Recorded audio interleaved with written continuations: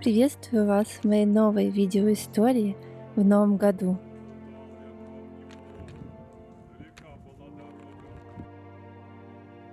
И это первое видео я хочу начать с поздравлений.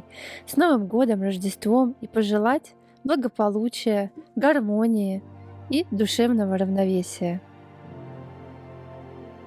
Чтобы в этом новом году все мы нашли свое внутреннее умиротворение и поддерживали любовь и радость в своей душе.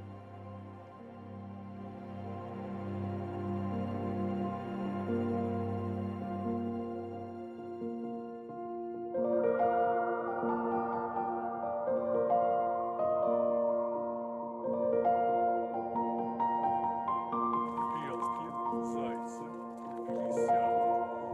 Найти мне все, о чем написано письмо. А подарки сложно найти поэзию.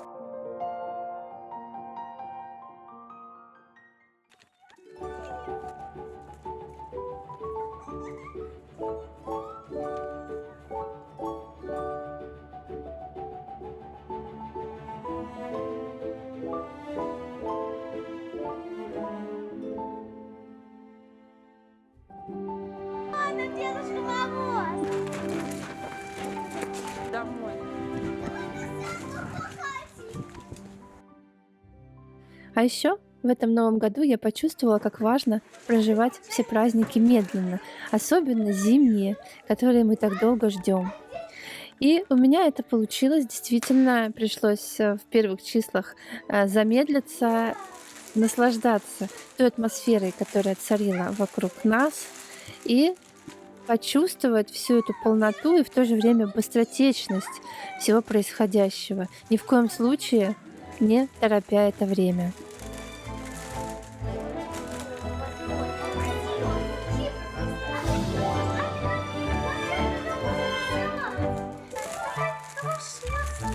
Посмотрим, как попалась в такой прекрасный час. Посмотрим, как попалась. Здесь был. Какой у тебя?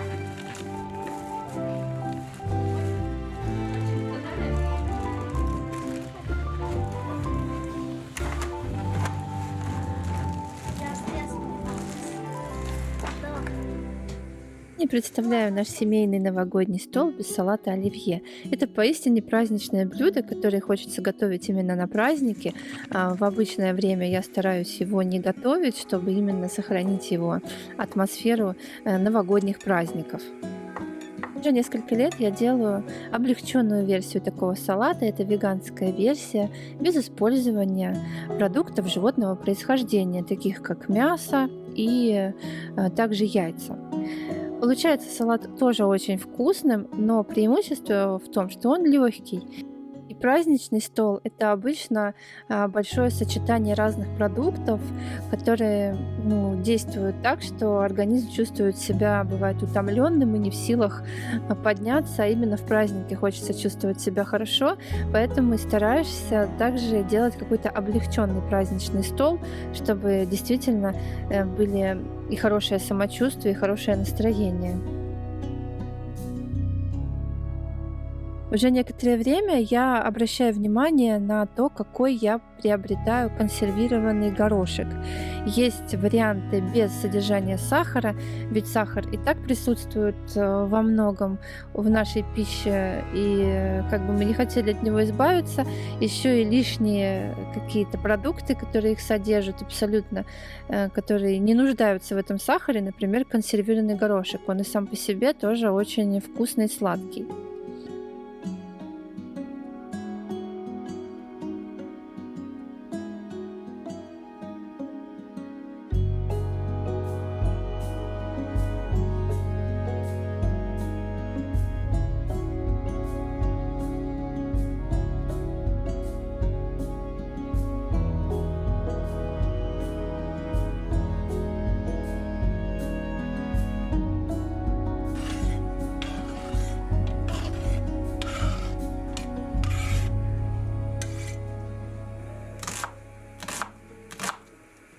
Лук в этот салат я не добавляю, так как дети его не очень любят, поэтому я его кладу в отдельную мисочку, и каждый может добавить по своему желанию.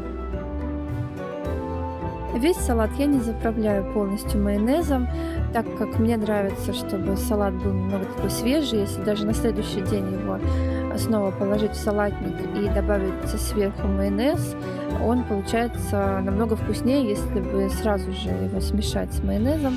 Майонез я использую постный, либо люблю еще самостоятельно готовить тоже постный майонез. Он получается намного вкуснее, чем покупной.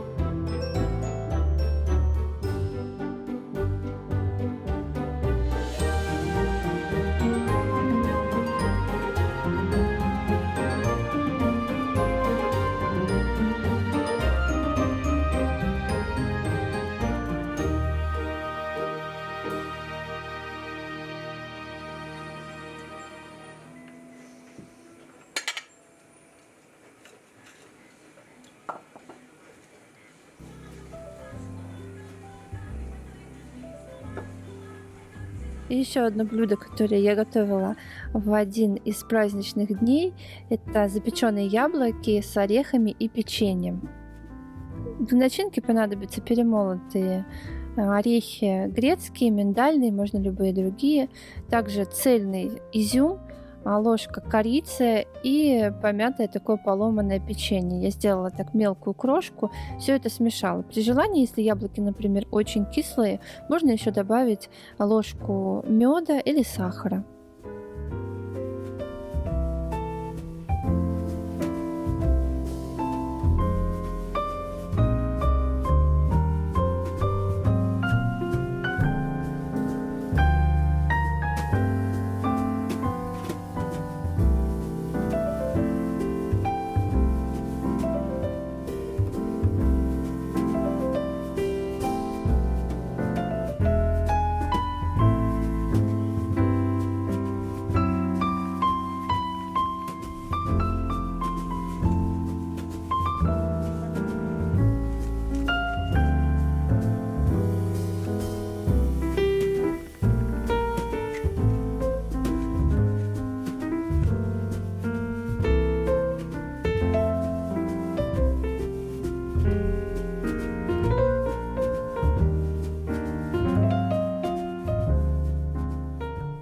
Чтобы яблоки быстрее приготовились, можно использовать стакан сока, например, апельсинового или яблочного. У меня в этот раз апельсиновый. Яблочки получаются такие карамелизированные, и вот этот вкусный соус, который остается на дне, можно сверху яблоки будут ими даже полить. И еще на начинку я решила положить небольшие кусочки масла. У меня тоже веганская версия растительного масла, аналог сливочного.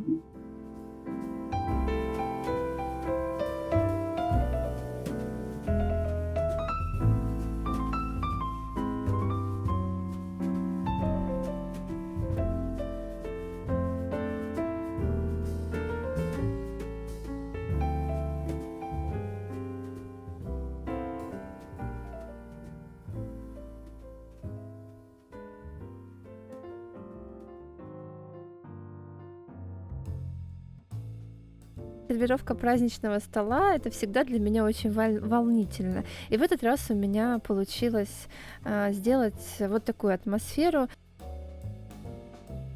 Мне очень нравится, как выглядят мои тарелки с вот этим вот зимним узором. Чаще всего этот сервиз я использую именно на новогодние праздники.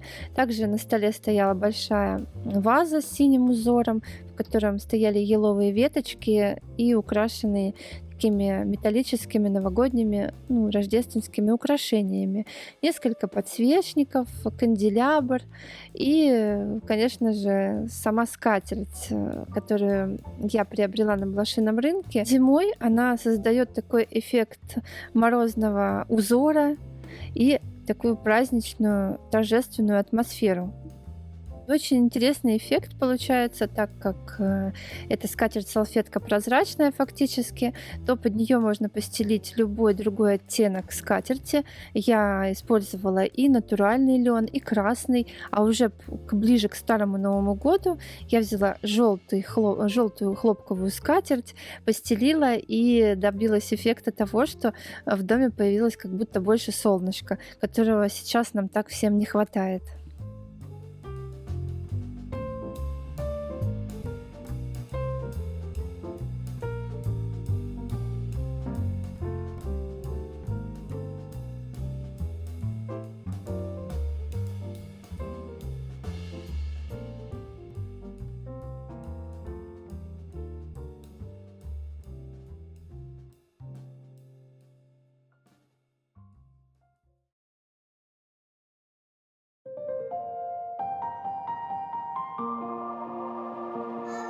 С Новым годом!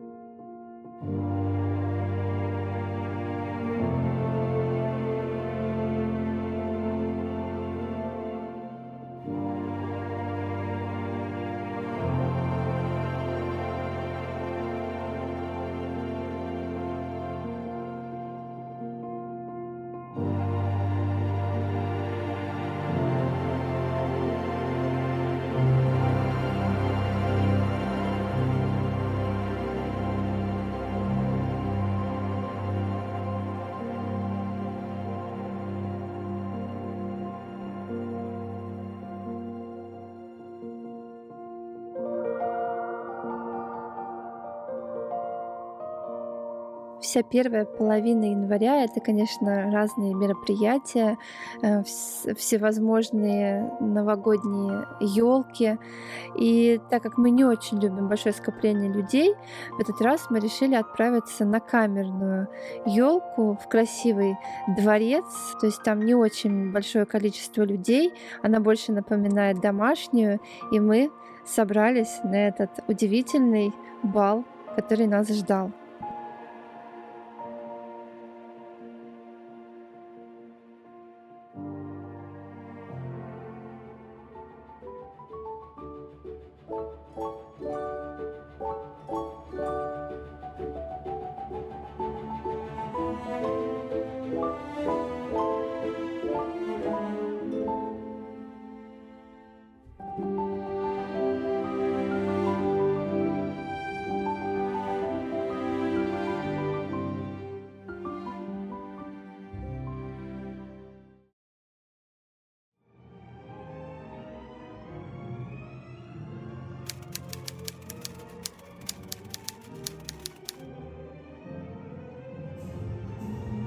Этот прекрасный особняк в центре Санкт-Петербурга поистине волшебное место, которое хочется рассматривать вплоть до каждого уголка и, конечно же, возвратиться сюда снова.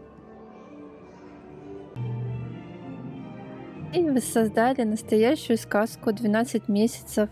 И их ждал еще интересный мастер-класс. Они делали своими руками калейдоскоп. Ну а после калейдоскопа всех нас пригласили на прекрасный бал.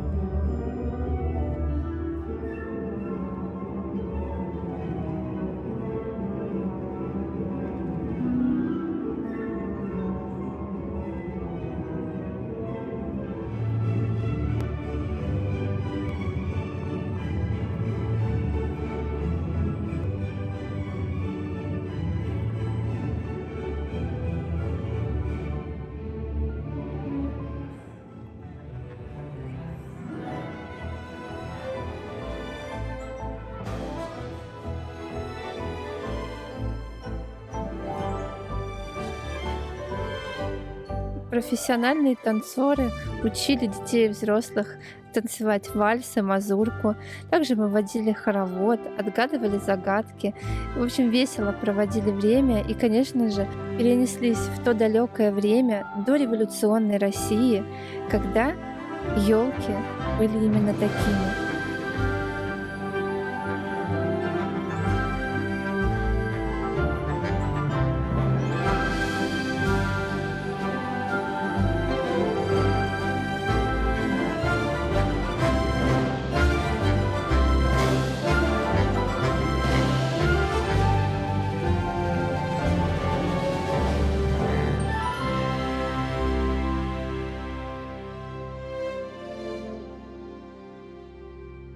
Скорой встречи в новых видео.